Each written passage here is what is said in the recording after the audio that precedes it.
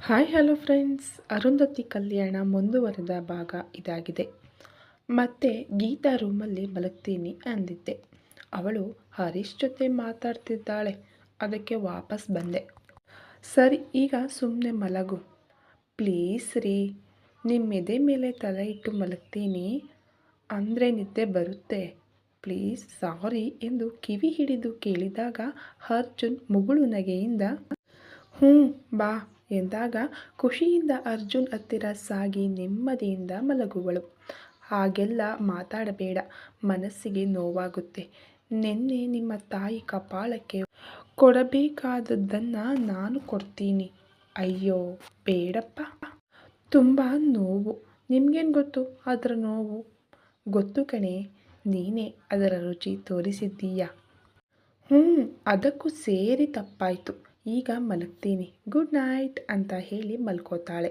ನಂತರ ಅರ್ಜುನ್ ಮಾತಾಡಿ, ಲೇ ಅರು, ನಾವು ಪಾಪುನ ಮಾಡೋಣ ಅಂತ ಅಷ್ಟರಲ್ಲಿ ಅರುಗೆ ನಿದ್ದೆ ಹತ್ತಿದಾಗ ಅರ್ಜುನ್ ಅಯ್ಯೋ ಅಂದ್ಕೋತಾನೆ. ಎಷ್ಟು ಧೈರ್ಯ ಮಾಡಿ ಕೇಳ್ತಿದ್ದೆ, ಎಲ್ಲ ವೇಸ್ಟ್ ಆಯಿತು ಎಂದು ಮಲಗುವನು. ಮುಂದೆ ಸ್ವಲ್ಪ ಹೊತ್ತಿಗೆ ಅರ್ಜುನ್ ನಿದ್ದೆ ಹತ್ತಿದ ಮೇಲೆ ಆರು ಕಣ್ಣು ಬಿಟ್ಟು ಅಲ್ಲಿಂದ ಎದ್ದು ಚೇರ್ ಬಳಿ ಕೂಡುವಳು. ಇವರೇ ನನ್ನ ಸಚ್ಚಿ ಅಂದಮೇಲೆ ಇವರ ಜೊತೆ ಇರುವಾಗ ಆ ವಿಷಯಕ್ಕೆ ಯಾಕೆ ಧೈರ್ಯ ಸಾಲ್ತಾ ಇಲ್ಲ? ಯಾಕೆ ಮನಸ್ಸಿಗೆ ಇಷ್ಟೊಂದು ನೋವು? ಕ್ಯಾಲೆಂಡರ್ ನೋಡುತ್ತಾ ನಾಳೆ ಸಚ್ಚಿ ಬರ್ತ್ಡೇ ಅಲ್ವಾ, ನಾಳೆ ಸಮಾಧಿ ಹತ್ತಿರ ಹೋಗಿ ಬರಲಾ? ಇವರಿಗೆ ಹೇಳೋದು ಬೇಡ, ಒಬ್ಬಳೇ ಹೋಗಿ ಬರ್ತೀನಿ. ಅದೇ ಸರಿ ಎಂದು ಮನಸ್ಸಿನಲ್ಲೇ ಲೆಕ್ಕಾಚಾರ ಹಾಕಿ ಮತ್ತೆ ಬಂದು ಮಲಗುವಳು. ಅರ್ಜುನ್ ನಿದ್ದೆಗಣ್ಣಲ್ಲೇ ಆರುನ ಎಳೆದುಕೊಂಡು ಮಲಗಿದಾಗ ಆರು ನಗುತ್ತಾ ಹತ್ತಿರ ಸಾಗಿ ಮಲಗುವಳು. ಬೆಳಿಗ್ಗೆ ಬೇಗ ಎದ್ದು ಎಲ್ಲ ಕೆಲಸ ಮುಗಿಸಿ ರೆಡಿಯಾದಾಗ, ಯಾಕೆ ಎಲ್ಲೋ ಹೊರಗಡೆ ಹೊರಟಿದ್ದೀಯಾ? ನಾನು ಬರಲಾ? ಬೇಡ, ನೀವು ನನ್ನ ಜೊತೆ ಮಾತು ಬಿಟ್ಟಿದ್ದೀರಾ. ನಾನು ಮಾತಾಡಿಸಲ್ಲ, ಆದರೆ ರಾತ್ರಿ ನನ್ನ ಎದೆ ಮೇಲೆ ಮಲಗಿದ್ದೆ. ಸಾರಿನೂ ಕೇಳಿದೆ, ಅದು ರಾತ್ರಿ ಮಲಗೋ ಸಲುವಾಗಿ. ಟಿವಿ ಏನೋ ಆಗಿದೆ ನೋಡಿ ಅಂದರೆ ನನ್ನ ಜೊತೆ ಮಾತಾಡಲ್ಲ ಅಂದ್ರಿ. ಅದಕ್ಕೆ ನಮ್ಮದು ಸ್ಟ್ರೈಕ್. ನಾನು ಹೋಗ್ಬರ್ತೀನಿ, ಬಾಯ್. ಅಲ್ವೇ, ಹೋಗುವಾಗ ಎಲ್ಲಿಗೆ ಅಂತ ಕೇಳಬಾರ್ದು, ಅದಕ್ಕೆ ನೀನೇ ಹೇಳಿಬಿಟ್ಟು ಹೋಗು. ನಾ ಹೇಳಲ್ಲಪ್ಪ, ಪರ್ಸನಲ್, ಪ್ಯೂರ್ ಪರ್ಸನಲ್. ಹೌದಾ, ಗಂಡನ ಮುಂದೆನೇ ಹೇಳಲಾರದ? ಈಗ ನಾನು ಹೋಗ್ಬರ್ತೀನಿ. ಆಗ ಅರ್ಜುನ್ ಅವಳನ್ನು ತಬ್ಬಿಕೊಂಡು ಮುತ್ತಿಟ್ಟು, ಪ್ಲೀಸ್ ಹೇಳೇ, ನಾನು ನಿನ್ನ ಜೊತೆ ಬರಲಾ ಅಂತ ಕೇಳ್ತಾನೆ. ಬೇಕಾಗಿಲ್ಲ, ನಿಮ್ಮ ಹೆಲ್ಪ್ ಬೇಡ ನನಗೆ.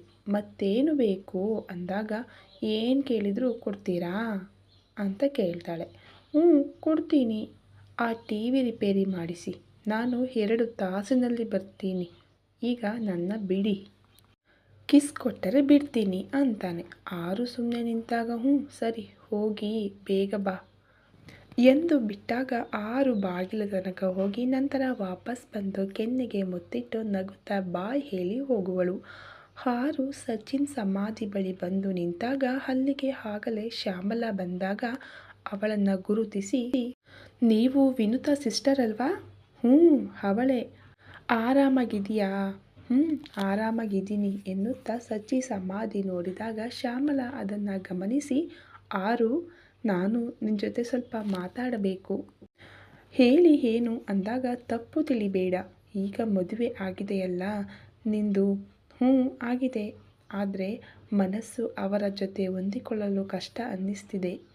ಅವರ ಸಹನೆಯನ್ನು ಪರೀಕ್ಷೆ ಮಾಡ್ತಿದ್ದೀನಿ ಅಂತ ಅನ್ನಿಸ್ತಿದೆ ಅಂತಾಳೆ. ಆಗ ನಾನೊಂದು ಮಾತು ಹೇಳಲಾ?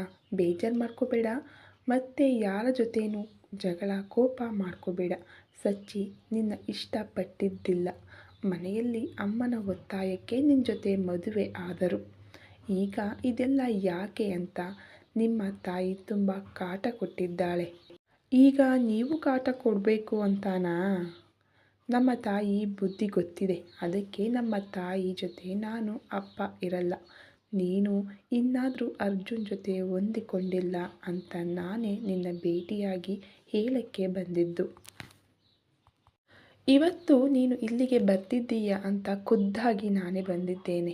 ಅರ್ಥ ಮಾಡಿಕೊಂಡು ಸುಖವಾಗಿ ಬಾಳು. ಸಚ್ಚಿ ಮನಸ್ಸಲ್ಲಿ ನೀನಿಲ್ಲ ಅಂದಮೇಲೆ ನೀನು ಯಾಕೆ ಸಚ್ಚಿನ್ ನೆನಪಲ್ಲಿ ಜೀವನ ಹಾಳು ಮಾಡ್ಕೊತೀಯ? ದೇವರು ಒಳ್ಳೆ ಗಂಡನ ಕೊಟ್ಟಿದ್ದಾನೆ, ಚೆನ್ನಾಗಿ ಜೀವನ ಮಾಡು ಎಂದು ಅಲ್ಲಿಂದ ಹೊರಡುವಳು. ಆಗ ಅಲ್ಲಿಗೆ ರಘು ಬಂದಾಗ ಶ್ಯಾಮಲ ರಘು ಮುಖ ನೋಡಿ, ರಘು ಥ್ಯಾಂಕ್ಸ್, ಸಾರಿ ನಿಮಗೆ ನೋವು ಕೊಡ್ತಿದ್ದೇನೆ. ಅದಕ್ಕೇನಿಲ್ಲ ರಘು. ಅವಳಿಗೆ ಅರ್ಥ ಆಗಿ ಅರ್ಜುನ್ ಜೊತೆ ಚೆನ್ನಾಗಿದ್ರೆ ಅಷ್ಟೇ ಸಾಕು. ವಿನುತಾ, ನೀನು ಚೆನ್ನಾಗಿರು, ನಾನು ಬರ್ತೀನಿ ಎಂದು ಹೊರಡುವಳು. ನಂತರ ರಘು ಆರು ಹತ್ತಿರ ಸಾಗಿ ಬಂದಾಗ ಆರು ಆಶ್ಚರ್ಯದಿಂದ ರಘು ಮುಖ ನೋಡಿದಾಗ, ನಿಜಾನೇ ಹೇಳೋದು, ಅರ್ಥ ಮಾಡಿಕೊ. ಸಚ್ಚಿ ಚಿಂತೆ ಬಿಟ್ಟು ಭಾವನ ಜೊತೆ ಖುಷಿಯಾಗಿರು. ಅಲ್ಲೇ ಕುಳಿತು ಅಳುವಾಗ ರಘು ಎಷ್ಟು ಅಳಬೇಕು ಅನ್ನಿಸುತ್ತೋ ಅತ್ತು ಬಿಡು. ಎಲ್ಲ ನೋವನ್ನು ಇಲ್ಲೇ ಬಿಟ್ಟು ಹೋಗು. ನಿಂಗೆ ಹೇಗೆ ಗೊತ್ತು ಅದಕ್ಕೆ ಪ್ರತಿ ಸಲ ಎಂದು ರಘು ಮುಖ ನೋಡಿದಾಗ, ಸ್ವತಃ ಸಚ್ಚಿ ಅವರೇ ಹೇಳಿದ್ದಾರೆ ಮದುವೆಗೂ ಮುಂಚೆ. ಆದರೆ ನೀನು ಅವರನ್ನು ತುಂಬ ಪ್ರೀತಿ ಮಾಡ್ತಾ ಇದ್ದೆ, ಅದಕ್ಕೆ ಅದನ್ನೇ ಹೇಳಿ ನಿನ್ನ ಜೊತೆ ಮದುವೆಗೆ ಒಪ್ಪಿಸಿದ್ದೆ. ಕಾರಣ ಆದರೂ ಏನು? ಇಷ್ಟ ಇಲ್ಲದೆ ನನ್ನ ಮದುವೆ ಆದ್ರಾ? ಮತ್ತು ನನ್ನ ಜೊತೆ ಆವತ್ತು ಅಷ್ಟು ಚೆನ್ನಾಗಿ ಮಾತಾಡಿದ್ರು ಅದು ಸುಳ್ಳ ಆಗಿದ್ರೆ? ನಾನು ಇಷ್ಟ ಇಲ್ಲ ಅಂದಮೇಲೆ ನನ್ನ ಕೊರಳಿಗೆ ತಾಳಿ ಆದರೂ ಯಾಕೆ ಕಟ್ಟಬೇಕು? ನನಗೆ ಈ ಅಪವಾದ ಯಾಕೆ ಬಂತು? ಏನು ಕಾರಣ? ಇಷ್ಟೆಲ್ಲ ನಿಂಗೆ ಮೊದಲೇ ಗೊತ್ತಿದ್ದು ನೀನು ಯಾಕೆ ಇಷ್ಟು ದಿನ ಸುಮ್ಮನೆ ಇದ್ದೆ ಎಂದು ಜೋರಾಗಿ ಅಳುವಾಗ ರಘು ವಾಪಸ್ ಶ್ಯಾಮಲ ಹೋದ ದಿಕ್ಕನ್ನು ನೋಡಿ, ಮನಸ್ಸಿನಲ್ಲಿ ಶ್ಯಾಮಲ ಹೆಸರು ಹೇಳೋದು ಬೇಡ, ಈಗಾಗಲೇ ತುಂಬ ನೋವು ಕೊಟ್ಟಿದ್ದೇನೆ. ನಾನು ಹೆಸರು ಹೇಳಿದರೆ ಐಸಿರಿ ಏನಾದರೂ ಜೊತೆ ಜಗಳ ಮಾಡಿದರೆ ಮತ್ತೆ ಇವಳಿಂದ ಶ್ಯಾಮಲಾಗೆ ನೋವು ಬೇಡ ಎಂದು ಯೋಚಿಸಿ, ಅವರು ಕಾಲೇಜಲ್ಲಿ ಯಾರನ್ನೋ ಇಷ್ಟಪಟ್ಟಿದ್ರಂತೆ. ಆದರೆ ಅದು ತಂದೆ ತಾಯಿಗೆ ಇಷ್ಟ ಇಲ್ಲದೆ ನಿನ್ನ ಜೊತೆ ಮದುವೆ ಮಾಡಿದ್ದು. ಮತ್ತು ಈಗ ವಿನುತಾ ಸಿಸ್ಟರ್ ನನಗೆ ಹೇಳಿದ್ದು, ಅದು ಅವರಿಗೆ ಗೊತ್ತು. ಅದಕ್ಕೆ ನಾನೇ ಅವರ ಕಡೆಯಿಂದ ಹೇಳಿಸಿದ್ದು. ಅವರಿಂದಾದರೂ ನೀನು ಸಚ್ಚಿನ ಅಳಿಸಿ ಅರ್ಜುನ್ ಜೊತೆ ಚೆನ್ನಾಗಿರುವಂತ. ನನಗಿಂತ ಅವಳು ಯಾವಳೋ ಮಾತನ್ನು ನಂಬ್ತೀಯ ಅಂತ ಮಾಡಿದ್ದು. ಅವಳ ತಾಯಿ ಎಂಥವಳು ಅಂತ ಗೊತ್ತಲ್ವಾ ನಿಂಗೆ ಅಂದಾಗ, ಗೊತ್ತು, ಆದರೆ ಇವಳು ಅಂಥವಳಲ್ಲ, ಯಾರಿಗೂ ಕೇಡು ಬಯಸಲಾರದ ಗುಣ. ನೀನೇ ಹೇಳಿದ್ದಲ್ಲ ವಿನುತಾ ಒಳ್ಳೆಯವಳು ಅಂತ. ಅವಳ ಅಕ್ಕ ಇವಳು. ಅದಕ್ಕೆ ಈಗ ಇವಳ ಮಾತು ಕೇಳಬೇಕು ಅಂತೀಯಾ? ಅದನ್ನೇ ಹೇಳೋದು. ಸಚ್ಚಿ ಮನಸ್ಸಲ್ಲಿ ನೀನಿಲ್ಲ ಅಂದಮೇಲೆ ನೀನು ಯಾಕೆ ಸಚ್ಚಿ ಜಪ ಮಾಡೋದು? ಬಿಟ್ಟಾಕು, ಅರ್ಜುನ್ ಜೊತೆ ಚೆನ್ನಾಗಿರು. ಅವರ ಒಳ್ಳೆತನ ಕಾಡ್ತಾ ಇಲ್ವಾ ನಿಂಗೆ? ಆರು ರಘು ಮುಖ ನೋಡಿದಾಗ, ನಾನೇ ಹೇಳ್ತಿರೋದು. ಇವತ್ತು ಇಲ್ಲಿಗೆ ಬಂದಿದ್ದೀಯಲ್ಲ ಯಾಕೆ? ಅದು ಸಚ್ಚಿನ್ ಬರ್ತ್ಡೇ ಅಂತ. ಸಚ್ಚಿ ಹುಟ್ಟಿದ ದಿನ ಅಲ್ಲ ಇವತ್ತು. ಅಜಯ್ ತಂದೆಗೆ ಇವತ್ತು ಸಚ್ಚಿನ್ ಸಿಕ್ಕಿದ್ದಕ್ಕೆ ಇವತ್ತೇ ಅವನ ಬರ್ತ್ಡೇ ಆಚರಿಸೋದು. ಅರ್ಜುನ್ ಬರ್ತ್ಡೇ ಯಾವಾಗಂತ ಕೇಳಿದ್ದೀಯಾ? ಇಲ್ಲ, ಕೇಳಿಲ್ಲ. ಅದು ಕೇಳೋ ಅಂಥ ಸಂದರ್ಭ ಬಂದಿಲ್ಲ. ಸಂದರ್ಭ ಬೇಕಾಗಿಲ್ಲ, ಪ್ರೀತಿ ಬೇಕಾಗಿರೋದು. ಅದೇ ಸಚಿನ್ ಬರ್ತ್ಡೇ ಎಷ್ಟು ಚೆನ್ನಾಗಿ ತಿಳ್ಕೊಂಡಿದ್ದೆ. ಆವಾಗ ಅಂಥ ಸಂದರ್ಭ ಬಂದಿತ್ತಾ? ಇಲ್ಲ, ಅವರನ್ನು ಮದುವೆ ಆಗಿದ್ದೀಯಾ ಅಂತ ತಿಳ್ಕೊಂಡಿದ್ದೆ. ಭಾವನ ಹುಟ್ಟಿದ ದಿನ ನಿನ್ನ ಹುಟ್ಟಿದ ದಿನ ಎರಡೂ ಒಂದೇ ದಿನ. ಆವತ್ತು ನೀನು ದೇವಸ್ಥಾನಕ್ಕೆ ಹೋದಾಗ ನಿಮ್ಮ ಅತ್ತೆ ಅರ್ಚನೆ ಮಾಡಿಸಕ್ಕೆ ಬಂದಿದ್ದು ಭಾವನ ಹೆಸರಲ್ಲೇ. ಆಗ ಆರು ಸುಮ್ಮನೆ ಕುಳಿತಾಗ, ಸಾಕು ಐಸಿರಿ, ಎಲ್ಲ ಮರೆತು ಭಾವನ ಜೊತೆ ಖುಷಿಯಾಗಿರು. ಅವರ ಒಳ್ಳೆತನಕ್ಕೆ ಮೋಸ ಮಾಡಿದಾಗೆ ಆಗಲ್ವಾ?